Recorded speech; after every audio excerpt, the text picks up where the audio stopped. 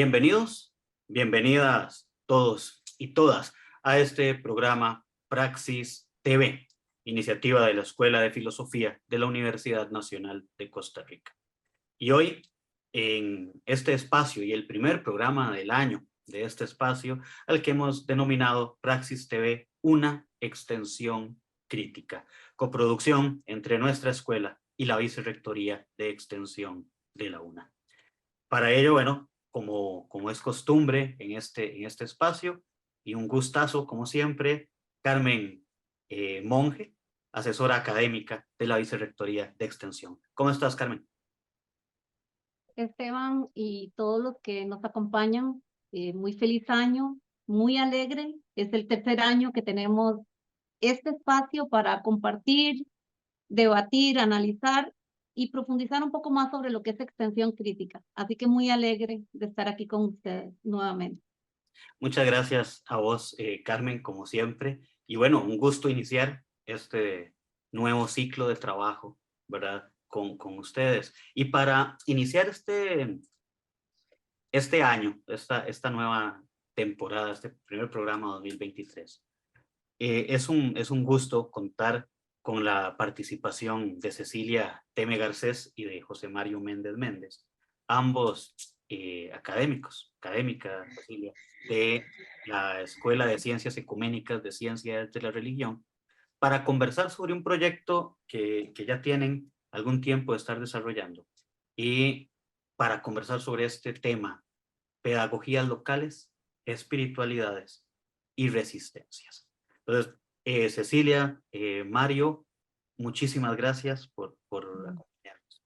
¿Cómo están? Hola, Gracias, Esteban. Gracias, Carmen, por invitarnos. Un placer. igualmente también. Muchas gracias. Bueno, muchas gracias a ustedes por tomar un tiempito para que conversemos sobre el trabajo que han venido realizando, y tan importante para esta parte de la extensión crítica, como se ha querido llamar este programa. Carmen, te cedo la palabra a vos para que empecemos a conversar.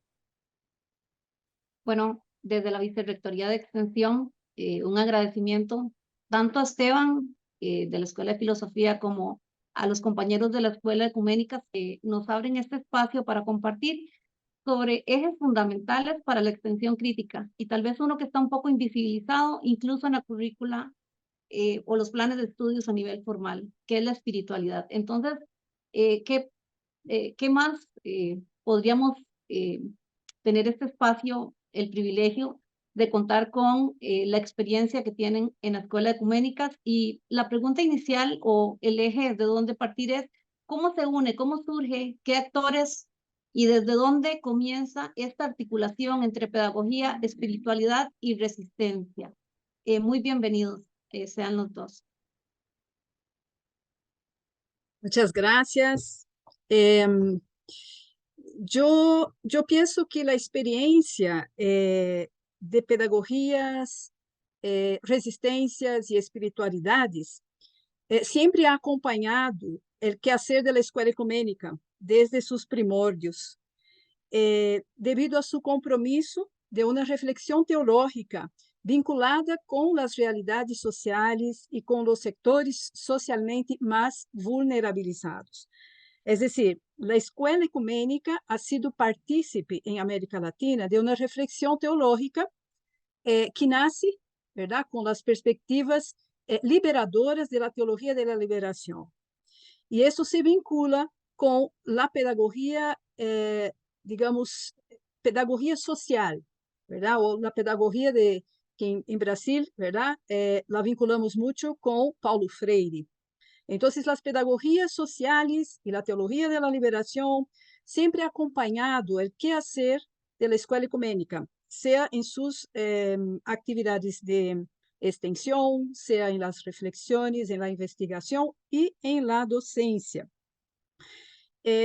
Quando Mário e eu chegamos à escola, já há 18, 17 anos, trajimos, ¿verdad?, em nosso bagaje, em nosso equipaje, uma experiência biográfica e também uma experiência laboral de uma uma incidência, uma inserção em atividades sociopedagógicas, vinculadas com espiritualidades liberadoras.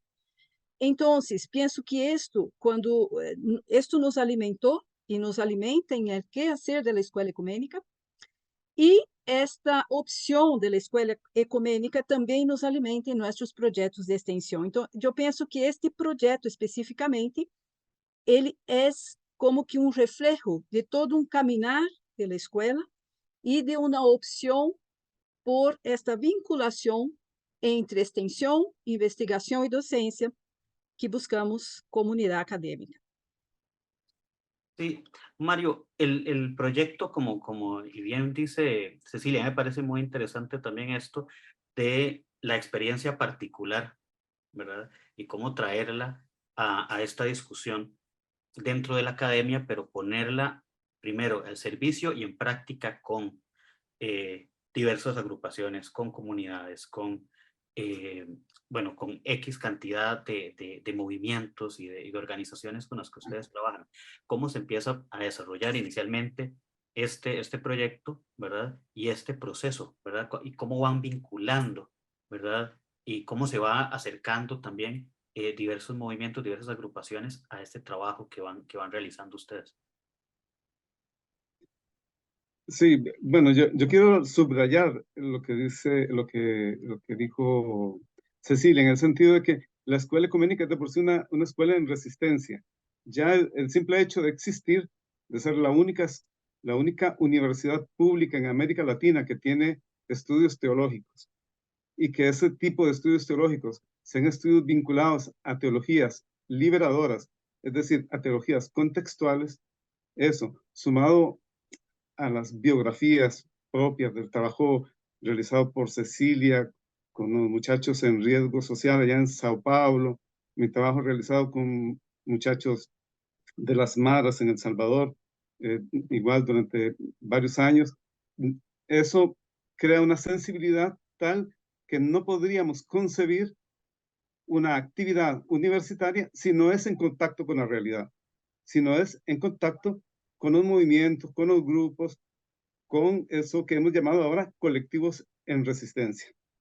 Entonces, casi de manera natural, cuando Cecilia o yo pensamos la actividad universitaria, la pensamos vinculada a la realidad, vinculada a seres humanos concretos y a las luchas de estos seres humanos. Y eso creo que va en la línea de esa filosofía fundamental de la Universidad Nacional que la hace llamarse universidad necesaria. Entonces, por eso cuando pensamos este proyecto, y no solo estoy pensando, por ejemplo, el proyecto que tenemos de extensión con el PANI, con el Patronato Nacional de la Infancia, precisamente por la vulnerabilidad de la niñez costarricense. Estoy pensando en proyectos vinculados a la juventud y búsqueda de relaciones de paz en las áreas urbanas del centro de Costa Rica. Esos y otros proyectos con pueblos indígenas, con mujeres de la zona de Upala, víctimas de la violencia. Este proyecto va en esa misma línea. La escuela no se concibe a sí misma, sino es en relación con las personas, con la realidad. Es una escuela que se deja incomodar, para decirlo con palabras de un teólogo centroamericano, John Sobrino, una escuela que se deja incomodar y escandalizar. Entonces, es decir, una escuela que sale de la indiferencia, que busca como referente no los teóricos, sino la realidad, y lee a los teóricos desde la realidad, ¿no? Y los interpela desde la realidad, y se siente interpelada por la realidad. Entonces, creo que salió de forma natural, y entonces cuando se pensó en este proyecto, se pensó inmediatamente en establecer contacto con grupos en resistencia. Y se hizo una base de datos con ayuda de una estudiante, que hizo una base de datos amplia de más de 100 movimientos sociales en Costa Rica y otros tantos en Centroamérica. Y a partir de allí se seleccionó con un criterio. escogeríamos aquellos grupos que tendrían más visibilidad pedagógica, es decir, aquellos en los cuales era evidente un trabajo educativo. Ese fue el criterio. Y después eso nos hizo encontrar algunas sorpresas de las cuales vamos seguramente a hablar cuando seleccionamos a esos grupos. Inicialmente se trabajó con uno por la pandemia. La apertura del proyecto coincidió con la apertura de la pandemia, así que el primer año se trabajó con un solo grupo y el tercer año ya sin pandemia o con menos pandemia, el proyecto se abrió a otros grupos. En este momento son unos 14 grupos con los cuales estamos conformando una red centroamericana de resistencia. José Mario, cuando nos habla de incomodar, también nos ponen un gran desafío como universidad. Cuéntenos un poco sobre cuáles son esos grupos, porque cuando trabajamos desde extensión universitaria, uno de los desafíos más fuertes que tenemos es definir el grupo meta. Y ya vea que usted nos está empezando a ampliar ese abanico, ¿verdad? De que la universidad tiene muchísimos actores con quien interactuar y de quién aprender. Ahí hablamos también un poco sobre el tema que le escuché en el Congreso de Extensión que tuvimos en Liberia, en una de las sedes regionales de la universidad, sobre justicia epistémica, ¿verdad? Entonces también cómo la universidad abre. Entonces, ya de una vez empieza la curiosidad de cuáles son esos grupos, quiénes han sido prioridad dentro de todo, y si ya lo decimos concretamente, ¿verdad? Porque entonces ya nos acercaríamos a las mujeres, a la niñez. Entonces, concretamente, ¿con qué grupos han trabajado? Sí, yo pediría a Cecilia que comience ella narrando la experiencia con el primer grupo, mientras yo me acuerdo de todos los demás. Sí, yo pienso que las personas de las comunidades, de los grupos, los propios grupos y movimientos son, digamos, las protagonistas principales de este proyecto. Também participamos, ¿verdad? Las personas acadêmicas da Escola Ecumênica, ou seja, Mário e eu estamos involucrados em este projeto, mas é um projeto de toda a escola. E penso que também as disciplinas são protagonistas, ¿verdad? A pedagogia, quando não aceita, ¿verdad? Quando se indigna e não quer, não aceita uma submissão institucional e institucionalizada. Então, esta pedagogia que vai para a calle, que vai para os movimentos, que antes de falar escuta, a pedagogia, então, é protagonista e, como nombramos na escola ecumênica, os diferentes enfoques disciplinários desde os estudos socio-religiosos. Então, aí podemos poner como disciplina participante do projeto a teologia, a sociologia, a pedagogia, a história e todas as disciplinas que aportam reflexão e metodologia para o quehacer nosso. Como dijo Mário, os 2 primeiros anos do projeto, em pandemia, tuvimos que reinventar, ¿verdad? La metodología, que después podemos profundizar un poquito, que tiene como base la conversación, ¿verdad? Es una pedagogía, una metodología dialógica por excelencia, y cómo hacerlo desde la virtualidad, desde los procesos no presenciales. Entonces, trabajamos en los 2 primeros años con GAFADES, que es un grupo de amigos y familiares de la diversidad sexual. E basicamente é um grupo de madres, né, mulheres que têm hijos, hijas ou hijos de la diversidade e se organizaram para viver esta situação e vivê-la com alegria, vivê-la sem culpa, sem medo, sem sofrimento. Então, os 2 primeiros anos do projeto, trabalhamos com GAFADES, foi um trabalho lindo, através de entrevistas virtuais, e deste processo nascerá uma guia, já está em processo de publicação, uma guia para o trabalho com famílias da diversidade sexual. E as demais organizações são organizações que estão asumieron luchas diversas, son luchas y resistencias diversas, como derechos de las mujeres campesinas, afrodescendientes, migrantes, derechos de las personas de la diversidad sexual, pueblos indígenas, medio ambiente, y por ahí va. Es una diversidad de luchas, de resistencias y de pedagogías locales, y por lo tanto, una diversidad de espiritualidades. Muy bien, Cecilia. Vamos a hacer una primera pausa y ya regresamos para continuar conversando sobre esto, para que Mario ahora nos cuente de esas otras que se fue acordando, ¿verdad? Y sobre todo, aquí interesante, esos procesos, esas metodologías para trabajar, ¿no? ¿Verdad? Y a ver, ¿qué rupturas metodológicas implementan? Porque si ya viene todo el proceso de resistencias, pues evidentemente la metodología es uno de esos grandes aportes, ¿verdad? Esos ejercicios que se implementan, que nos permiten acercarnos y generar formas de trabajo distintas. Entonces, ya regresamos a Praxis TV, una extensión crítica.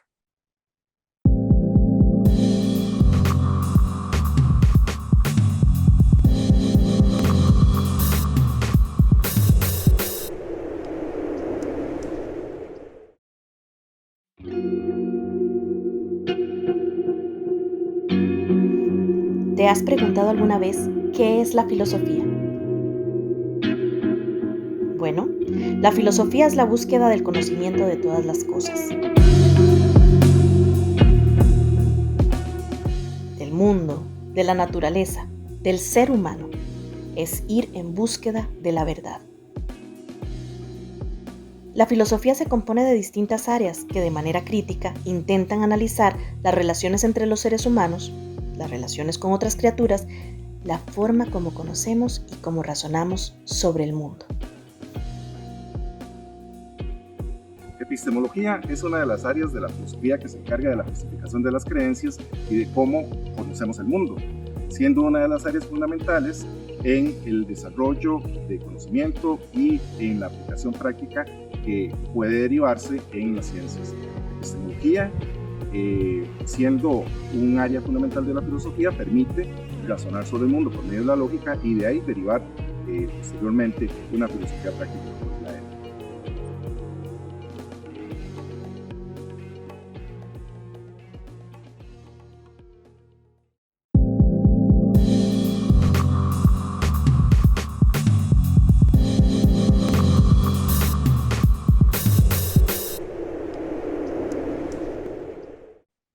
Bienvenidas, bienvenidos de nuevo a Praxis TV, una extensión crítica.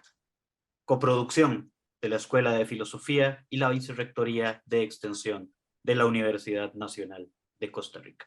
Y continuamos conversando con José Mario Méndez, académico de la Escuela Ecuménica de Ciencias de la Religión, y con Cecilia Ledme Garcés, también académica de la misma unidad de nuestra universidad. Y por supuesto con Carmen Monge. Carmen, Mario, Cecilia, bueno, veníamos y nos venían contando la experiencia y queríamos empezar a adentrarnos un poco en estas formas de trabajo, ¿no? En la metodología que se ha venido desarrollando. Entonces, Carmen, podemos empezar por ahí con vos. Bueno, si quisiéramos destacar aspectos que han conversado nuestros compañeros sobre la extensión crítica y su vinculación con lo multidimensional y con precisamente creo que un punto que acotaban al cierre del bloque anterior, que es el rompimiento, que es esa ruptura de paradigma. Cómo hoy por hoy no podemos decir que es válido la conversación como método de generación de conocimiento, producción de conocimiento. Cómo la ciencia de alguna manera nos ha dominado y concretamente el paradigma positivista para enmarcarnos y para, ¿qué podríamos decir?, encasillarnos como un único modelo, el modelo científico, como método, digamos, de creación de conocimiento. Entonces, yo evidentemente les consultaría a nuestros compañeros cómo se genera ese trabajo que hacen ustedes, esa parte pedagógica, y que ha representado a nivel metodológico echar a andar este proceso en donde lo comentábamos en el espacio de entre telones, de también nosotros no ponernos en jerarquía frente al conocimiento y el saber que tienen las personas externas a la universidad. Les dejo la palabra sobre los aspectos metodológicos y ese diálogo de saberes que nos proponía Paulo Freire. ¿Cómo lo llevamos a la práctica? ¿Cómo lo han desarrollado ustedes? Sí, bueno, les comentaba que en este proyecto la conversación es explícitamente el centro de la metodología. Es decir, no concebimos un proyecto de extensión que no sea conversacional, en donde la palabra no sea central, porque esa palabra, también tomar la palabra es una forma de resistencia y es una forma de educarnos unos a otros, unas a otras. Entonces, nosotros desde este proyecto no vemos a esos grupos participantes como destinatarios, no los vemos como objetos de estudio, les vemos como interlocutores y interlocutoras. Es decir, la extensión es una interlocución. Podríamos decir que se trata de una pedagogía de la interlocución, es decir, de el diálogo de saberes, de personas cuyos saberes se anclan en experiencias personales, comunitarias, familiares, en sus propias referencias culturales y en sus luchas cotidianas. Entonces se trata de una pedagogía de la conversación. Los grupos que fueron invitados a estas conversaciones nos llamó la atención que no dudaron en incorporarse. De hecho, no de los grupos seleccionados con ese criterio de que tengan de forma explícita una actividad educativa, todos acogieron la invitación. Tenemos grupos de resistencia rural, que son varios y de distintas zonas del país. Nos llama la atención que muchos son liderados por mujeres o son conformados casi exclusivamente por mujeres. Tenemos grupos de resistencia urbana, que la resistencia urbana es distinta, tiene sus dinámicas propias, sus ritmos propios, sus interlocuciones propias también, sus formas de conectarse y de resistir con el entorno también es distinta.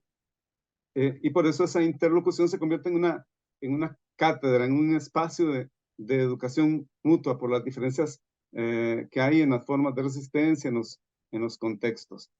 Los últimos grupos que se incluyeron a esta red que se está iniciando fueron un grupo de Guatemala que se llama Tejedores de Vida y un grupo del Caribe costarricense que se llama Asociación de Mujeres para el Desarrollo de África. Pero África no es el continente, sino un pequeño pueblo, un caserío del Caribe costarricense.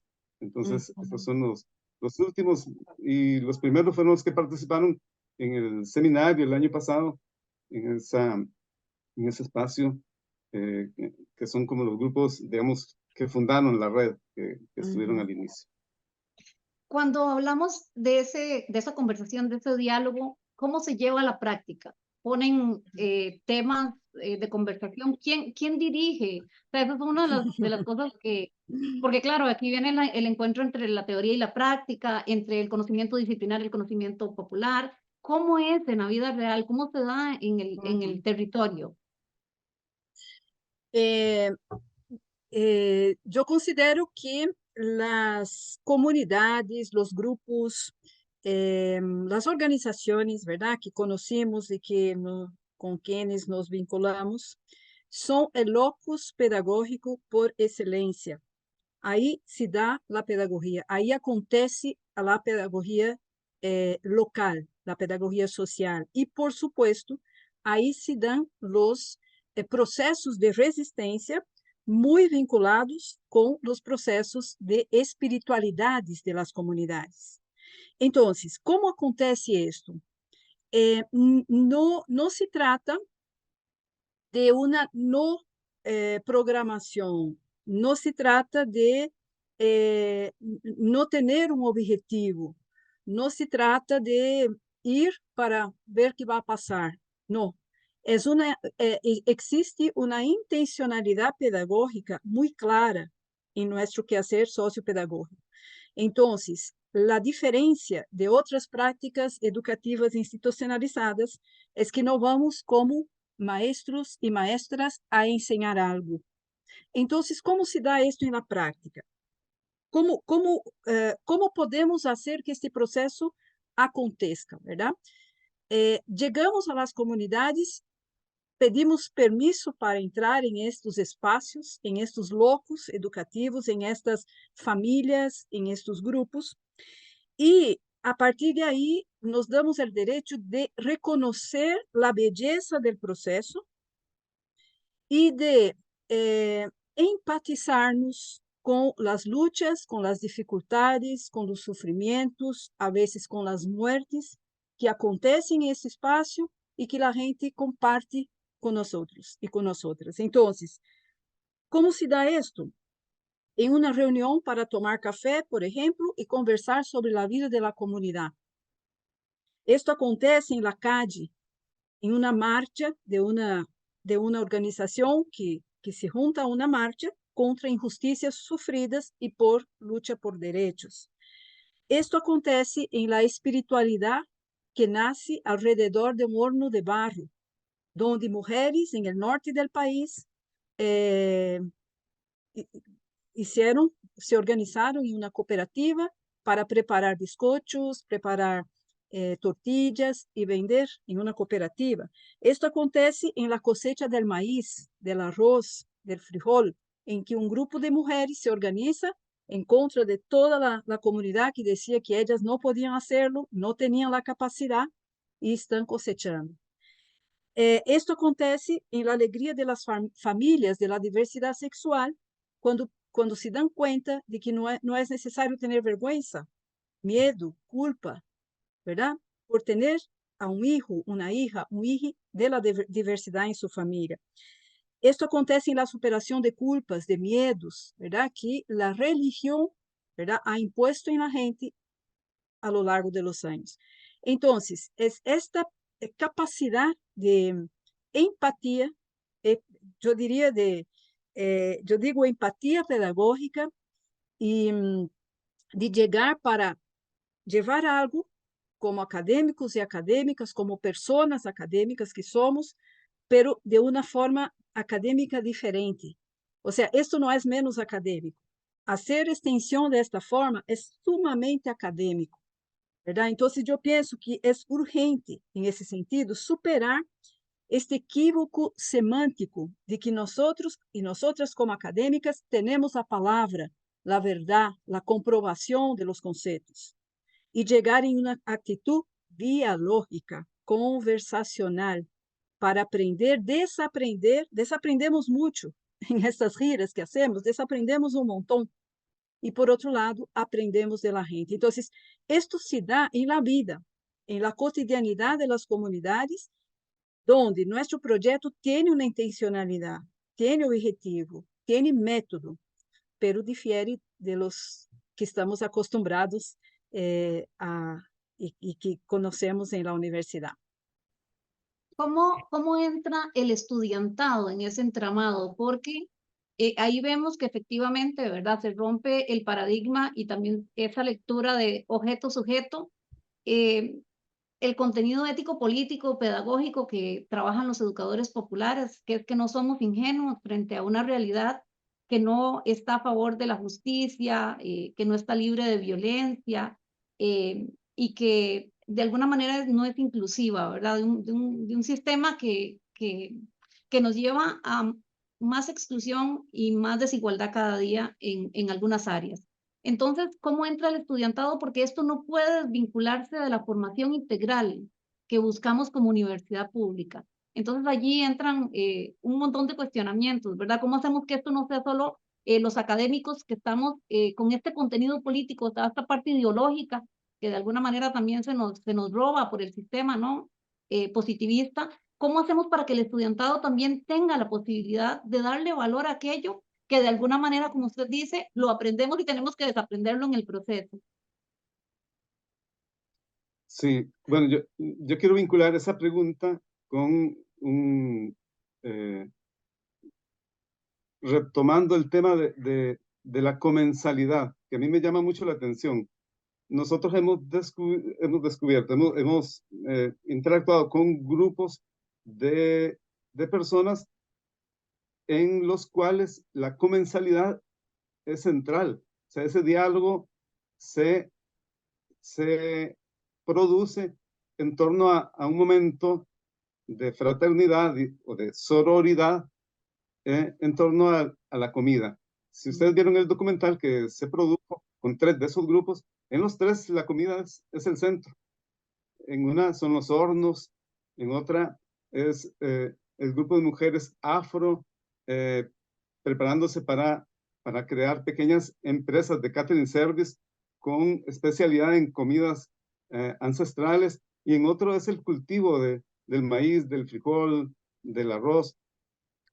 Otro de los grupos que no está en ese documental, pero posiblemente será protagonista en el próximo documental, se llama la Asociación de Mujeres Nicaragüenses, Migrantes Nicaragüenses. Y ellas tienen algo que se llama las tardes del café. Y las tardes del café son lo más revolucionario y lo más osado que se puedan imaginar. Son formas de resistencia frente a la violencia familiar de mujeres que sufren la violencia de sus maridos y que clandestinamente dicen van a una tarde de café, pero van a capacitarse mientras toman café para para abandonar la violencia y para abandonar espacios violentos, para superarlos.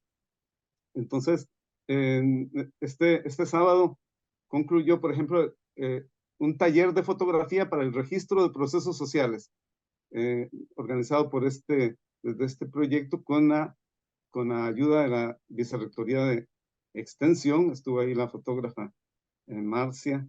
Entonces, ella hizo hablar con fotografías a estas personas, y cuando la representante de este grupo de mujeres nicaragüenses presentó sus fotos, eran alrededor del café, pero ella nos contó todo lo que había en torno a ese café, toda la resistencia, toda la fuerza que encontraban las mujeres en torno a ese café.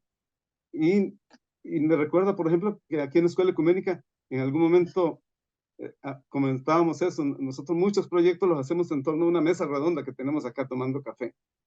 Y incluso en épocas en que institucionalmente se prohibía tomar café en las unidades académicas. Entonces, una forma de rebeldía también en torno al tema de conversar compartiendo. La comida es una expresión de compartir, de luchas compartidas, de solidaridad, es una expresión de solidaridad. Se comparte la mesa como se comparte la vida, y se comparte la lucha como se comparte el café. Entonces, yo pienso que el estudiantado absorbe o dialoga con esta sensibilidad a través de la docencia, fundamentalmente. Es cierto que tenemos estudiantes asistentes que durante el tiempo de la pandemia pues tuvieron muchas limitaciones, fueron ellos quienes hicieron la base de datos. Una de ellas, Priscila, junto con Cecilia y conmigo, escribimos un artículo que ya va a ser publicado en Brasil sobre este tema de la espiritualidad, resistencia y pedagogías locales. Pero al margen de eso, esta sensibilidad está presente también en la docencia. Es decir, en la forma en que articulamos la docencia con la realidad.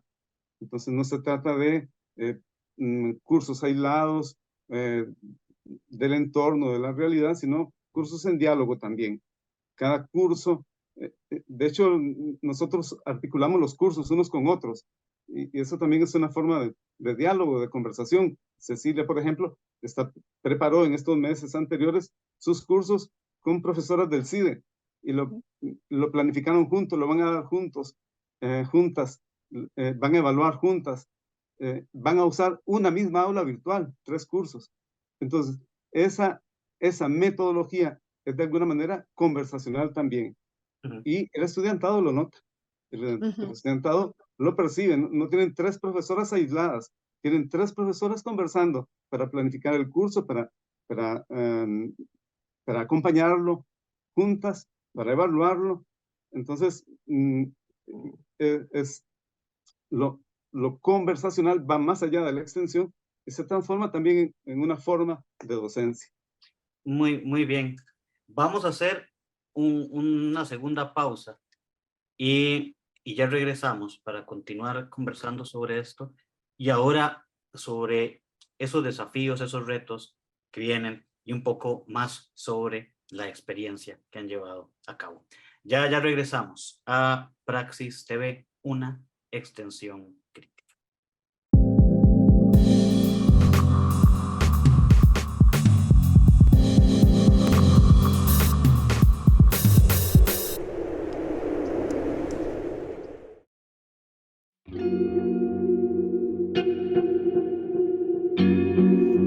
¿Te has preguntado alguna vez qué es la filosofía?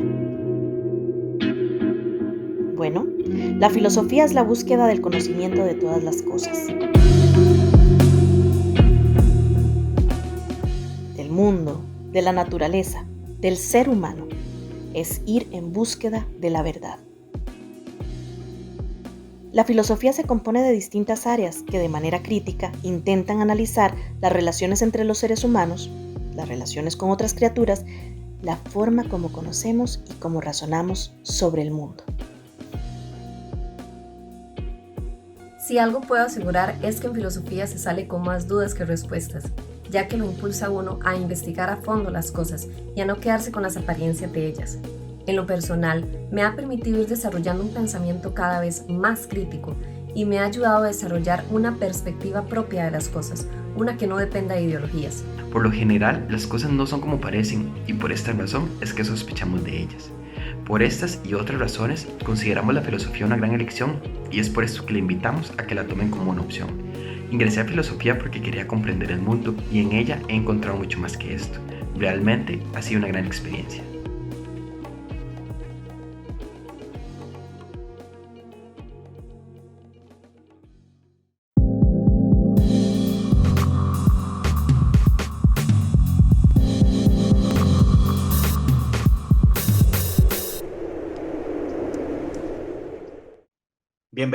Bienvenidos de nuevo a Praxis TV, una extensión crítica.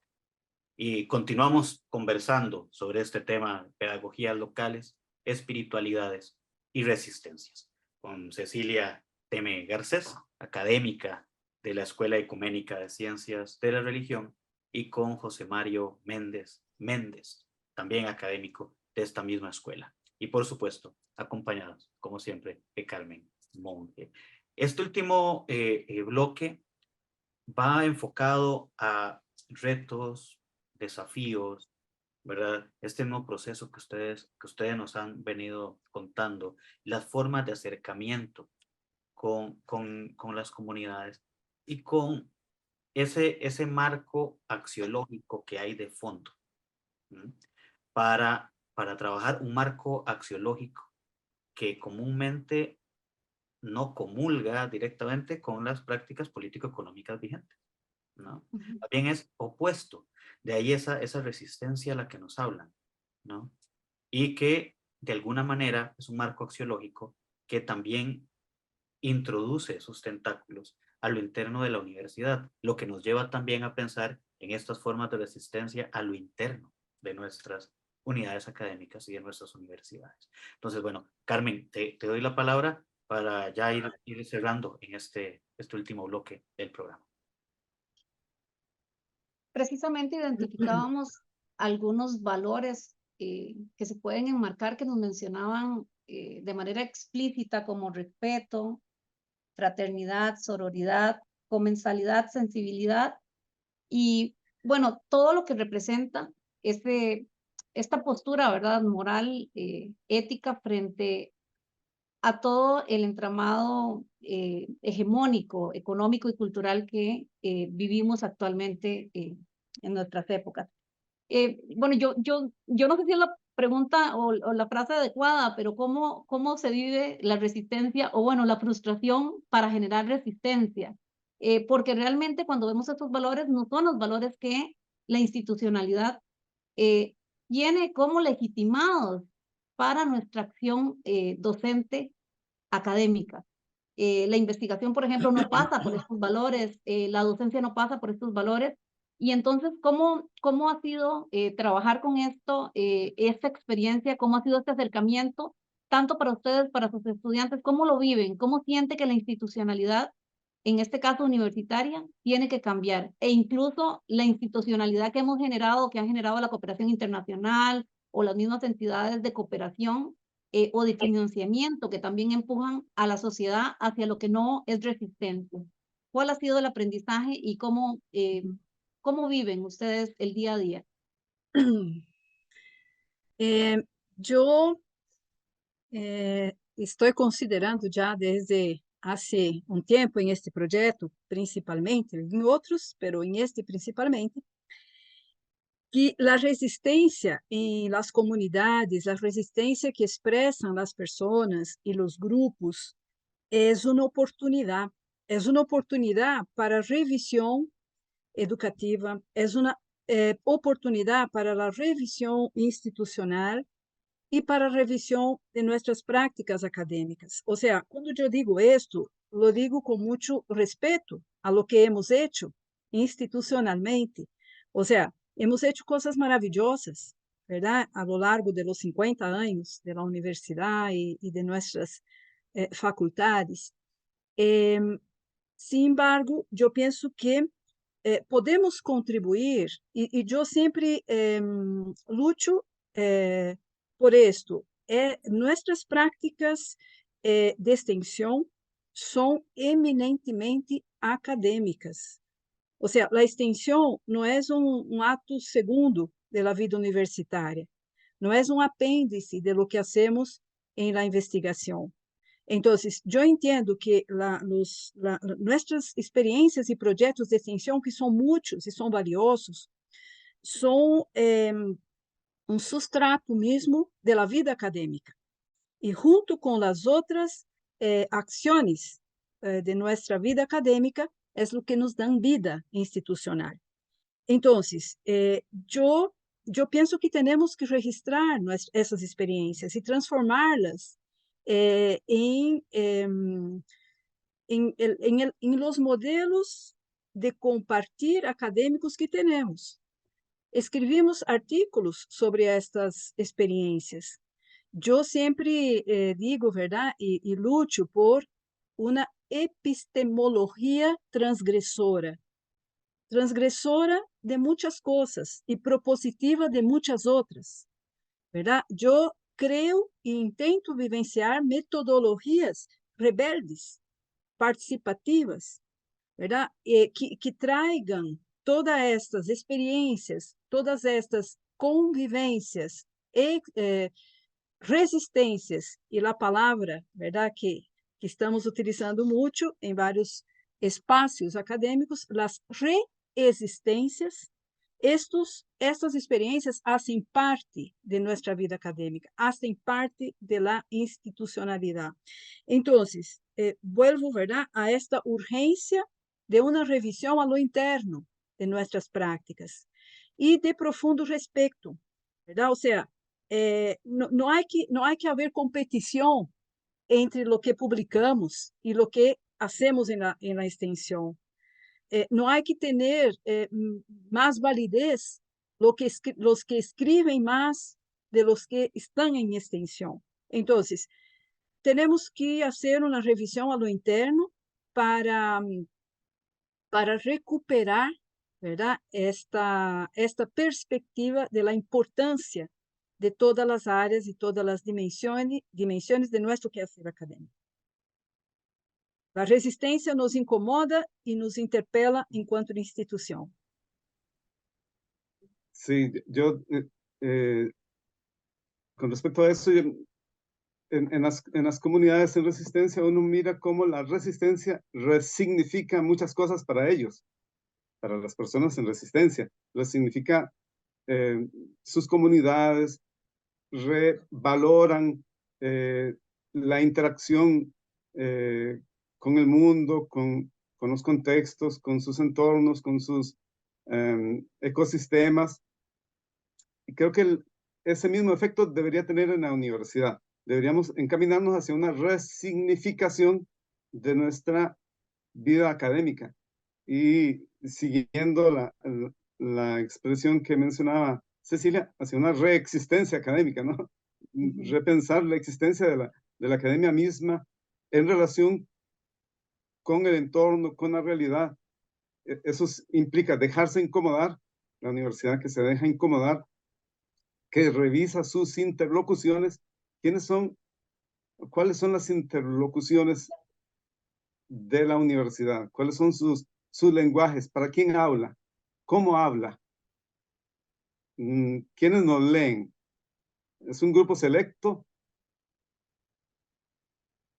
Por alguna razón que no cabe comentar acá, mi hijo comenzó la universidad ayer, aquí en la Universidad Nacional, y está estudiando un poco de griego. Y ayer me decía, papá, ¿sabe cómo se dice universidad en griego? Se dice pan epistemio.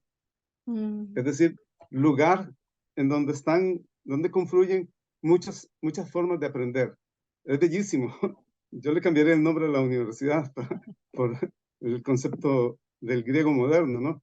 Panepistemio.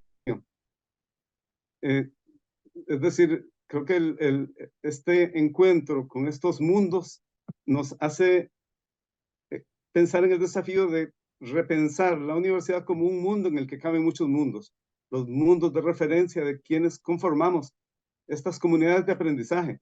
Y quizá valdría la pena, sí, repensarnos como comunidades de aprendizaje diversas, pero en conversación. Sí, nos van quedando como 5 minutos, pero a ver, no quisiera que termináramos sin hablar, a ver, de este ejercicio, de este trabajo que ustedes han hecho, que tiene un cúmulo de experiencias, ¿no? ¿Qué elementos, verdad, ustedes rescatan en este proceso, verdad, que hay que insistir en ellos? ¿Qué estrategias incluso serían importantes para tratar de replicar? Porque puede ser que existan, y de hecho existen, unidades académicas resistentes, no de resistencia, sino de resistentes a el trabajo de extensión, ¿no? Que no lo consideran parte de, ¿verdad? Por la disciplina o por X o Y razón. ¿Cómo insistir en ello? Ese acercamiento, esa importancia de esto, desde los diversos conocimientos, en esos diálogos y en esa interdisciplina que es necesaria dentro de nuestra universidad, ¿verdad? Y aparte de ello, ¿qué otros retos se representan? Incluso qué obstáculos se dan en ese proceso, ¿verdad? Que necesitan que paremos, pensemos y continuemos el proceso. Sí, yo creo que las universidades académicas tienen que de alguna manera estar conscientes de que sin extensión están emitiendo discursos sin interlocución. Es decir, dando respuestas a preguntas que nadie hace a veces y utilizando lenguajes que nadie entiende. Entonces, la única forma de asegurarse una interlocución, por la mejor forma, por la más universitaria, es la extensión. Es decir, es salir al encuentro, escuchar, dejarse incomodar, dejarse escandalizar, hablar el lenguaje de las realidades y aprender a aprender y a desaprender en ese diálogo y en esa conversación. Yo he notado también que hay una cierta división o tendencia a confrontar investigación con extensión. En realidad no es necesario, no debe haber o no puede haber investigación sin extensión, en el sentido de que la investigación encuentra en la extensión sus temas, sus métodos, sus razones. Yo no sé qué razones puede encontrar una unidad para investigar sin diálogo con la realidad, por lo menos en una universidad que se quiera llamar necesaria. Tal vez en otro tipo de universidad sería factible, pero en la UNA no. En la UNA no habría razones para investigar que no estén vinculadas con la realidad en que está ubicada esta universidad que se llama necesaria. Gracias, Mario. Cecilia, vos ibas a decir algo. Sí, no, apenas indicar, ¿verdad? Que no sé si es una dificultad o una situación que viene manifestándose en los últimos años, más especificamente el año pasado y este, que es la dificultad de obtener recursos para nuestras actividades de extensión. Y a veces desde los más mínimos, ¿verdad? Que sé yo, un refrigerio, si vamos a reunirnos con un grupo de mujeres, o viáticos, si vamos a hacer gira. Entonces, estamos aprendiendo a reinventarnos en este ambiente también. O sea, de manera que nuestros proyectos no sufran las consecuencias de no tener a plata para hacer las actividades y de realizarlas, reinventarlas, ¿verdad? Entonces, esto es muy bonito porque las propias comunidades nos van enseñando, ¿verdad? Estoy ahora recordando que la primera sesión de este taller de fotografía, yo le dije a Mario, yo llevo un pan, y Mario, yo pongo el café, y no sé qué. Y cuando llegamos, las mujeres dijeron, la próxima reunión, nosotras vamos a traer lo que vamos a compartir. Entonces, es esta reinvención a partir de la propia resistencia y de los modelos de compartir, de empatía, de comensalidad, y reinventamos a academia, porque esto también es la vida académica, ¿verdad? Entonces, no es sino, si me falta, qué sé yo, 2.000 colones en el presupuesto que estaba previsto, no hago la actividad. Infelizmente, si hacemos esto, no trabajamos. Entonces, es un problema, es una situación que sale, ¿verdad?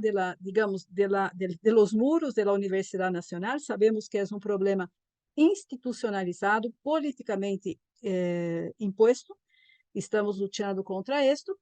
Sin embargo, nuestras actividades, nuestras resistencias y nuestras conversaciones no pueden pausarse en este espacio de tiempo que estamos enfrentando. Então, esta é uma dificuldade real que hemos enfrentado e encontrado em nuestro quehacer en este proyecto. Muchas gracias, Cecilia, por esto. Y importante, hay un tema de discusión fuerte respecto Hay un a... tema también, si me lo permite, de división del trabajo por género, en cuanto que durante un tiempo, yo espero que esto se esté superando, pero en donde la extensión se le atribuía a las mujeres y a los hombres la investigación, ¿no? Sí. No se decía, pero en la práctica parecía que funcionaba así. Yo Sí. espero que esto lo estemos superando. Sí, ahí hay elementos de discusión. Hay una discusión amplia que después pues tendremos que tener un programa para ello, de las limitaciones que el gobierno mismo le trata de dar a las universidades para otorgar el trabajo de la extensión a organizaciones de otro tipo, ¿verdad? Son otras discusiones importantes Claro. que están de por medio y que es importante reflexionar sobre ellas. Pero bien, se nos fue el tiempo, sí, es rapidísimo lo que se va a decir, pero Mario y Cecilia, muchísimas gracias. Muchísimas gracias por acompañarnos el día de hoy. Y Carmen, como siempre, fuera un gusto y pronto ya nos toca. Como se va rápido el tiempo, rápido también pasan las semanas y pronto ya tendremos el próximo programa. Muchas Entonces, Ha sido un gracias. gusto. muchas gracias. Sumamente agradecida por el espacio y especialmente por darnos esperanza. Esto es lo que más agradezco de Praxis TV Extensión Crítica, que nos trae una energía muy buena y definitivamente espíritu de resistencia. Muchísimas gracias, compañeros. Muchas Ha sido un gracias. gusto. Sí, muchas gracias y muchas gracias a todos y a todas quienes nos observan. Y hoy nos vamos con esta canción del cantautor costarricense Neri Cabarrete y esto que se llama La Tierra es de Todos. Hasta la próxima. Chao.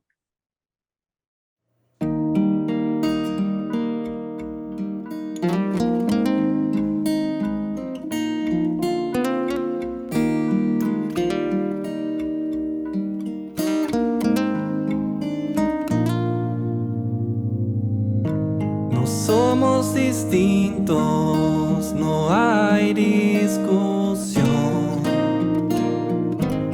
Somos las ramas de un mismo árbol. Somos iguales, no digas que no, porque hemos venido del mismo camino. Qué raro, tu voz también mueve el aire, igual que el herido acá.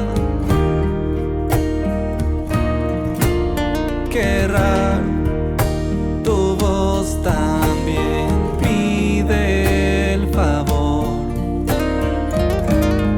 el de una vida sana.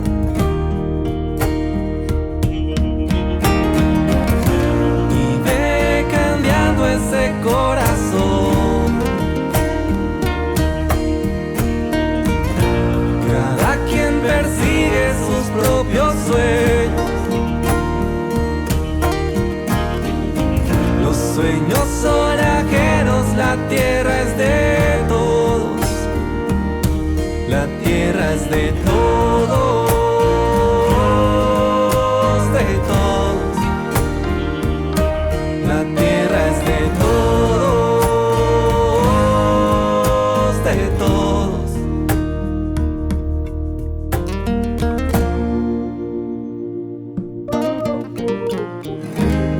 No somos más que la misma hoja en blanco. No somos más que lo que entregamos. No te quedarás a mirar la función. No sos tan importante. No sos tan importante. No sos tan importante.